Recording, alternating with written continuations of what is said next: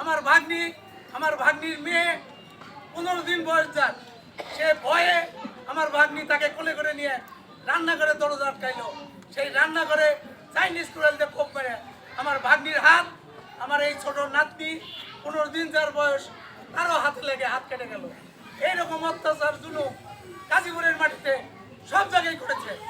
আজকে বলতে দ্বিধা নাই, আজকে গাজীপুরে আমরা যারা বিএনপির নেতা, প্রথম দিকে গাজীপুর তরতাজা 3টি যুবক তাদেরকে হত্যা করে আপনার গাজীপুরের নৈরাজ্য তারা প্রথম সৃষ্টি করলো। আজকে এখানে ফজলু এসেছে, ফজলুকেও আঘাত করে তার একটা পায়ে, তার মাথায় কোপ দিয়ে তার পাটা ছোট হয়ে গেছে, সে চলাফেরা করতে পারে না। আজকে আমাদের নেতা, আমাদের এক সময় সেক্রেটারি ছিল, এখন সে সিনিয়র সহসভাপতি হাসান, তার পা একটা শরীর থেকে বিচ্ছিন্ন করেছে। আজকে এমন কোনো নেতা কর্মী নাই যে আওয়ামী লীগ দ্বারা একটা চর থাপ্পড় খায় নাই। আজকে বহু মানুষের বাড়িঘর ভাঙছে। এই হলো তাদের ইতিহাস। তারা আমাদের দেখায় যে বিএনপি গাজীপুরের মাটিতে এইরকম একটা নৈরাজ্য সৃষ্টি করেছে। আল্লাহ নৈরাজ্যকারীকে কখনোই পছন্দ করে। আমাদের নেত্রী তাকে মারার উদ্দেশ্যে যে কেস করেছিল, যে সামান্য কিছু টাকা, যে টাকা 1.5 কোটি থেকে 10 কোটিতে উত্তীর্ণ হয়েছে, তার বিরুদ্ধে কেস করে তাকে অহেতুকভাবে জেলখানায় রেখে স্লো পয়জিংয়ে তাকে মারার চেষ্টা করেছিল। কিন্তু ওই একটাই কথা, রাখে আল্লাহ মারে কে। আজকে আমাদের নেত্রী কোনো সময় আমাদের ছাড়া অন্য কোনো চিন্তা করে নাই। উনি বারবার বলেছে, আমার বিদেশে কোনো জায়গা নাই, বিদেশে কোনো বাড়ি নাই, আমি বাংলাদেশের সন্তান, আমি আমার সন্তানদের রেখে আমি কোথাও যাব না। ওনাকে আবশ্যিক নেত্রী এমনি বলে না, উনি কারোর সাথে আপোষ করে নাই। ওনার উপর জুলুম অত্যাচার যতই করেছে, উনি বাংলাদেশের মাটি কখনো ত্যাগ করে নাই।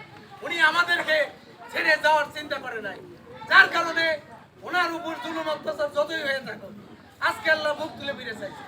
আর শেখ হাসিনা এই 5 তারিখের পরে উনি ওনার আত্মীয় স্বজন কেউ বাংলাদেশে নাই, সবাইকে বিদায় দিয়ে উনি হেলিকপ্টারে চড়ে ইন্ডিয়াতে গেল।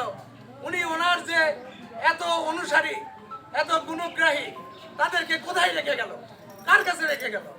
আজকে তাদের নিয়ে আপনি চিন্তা করেন না।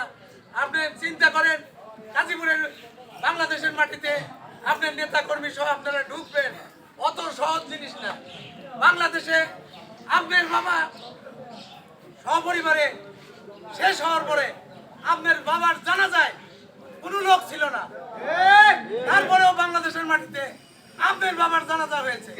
কিন্তু বাংলাদেশের মাটিতে আপনার জানাজা হবে এইরকম যেন আশা করেন না। মানুষ কখনো এটা প্রশ্রয় দিবে না। সাথী বন্ধুরা, আজকে আপনাদের কাছে এসেছি করজোড়ে অনুরোধ, অন্তত পক্ষে একটিবার আপনারা আমার ধানের শীষে ভোট দিয়ে এমপি হওয়ার সুযোগ দিন, আপনাদের সেবা করার সুযোগ দিন। আপনাদের কাছে আবারও আসবো, এইখান থেকে চরকাদাও যাব, চরকাদাও থেকে সোনামুখী যাব।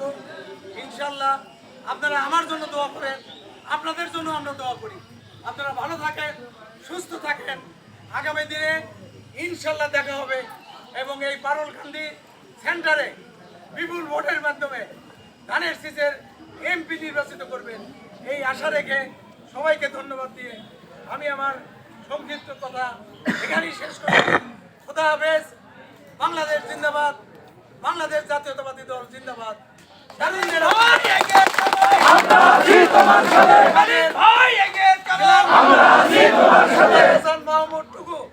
উনি দীর্ঘজীবী হোক, ওনার জন্য দোয়া আছে, আমাদের নেত্রীর জন্য দোয়া আছে। আমি আমার কথা এখানেই শেষ করছি। আসসালামু আলাইকুম।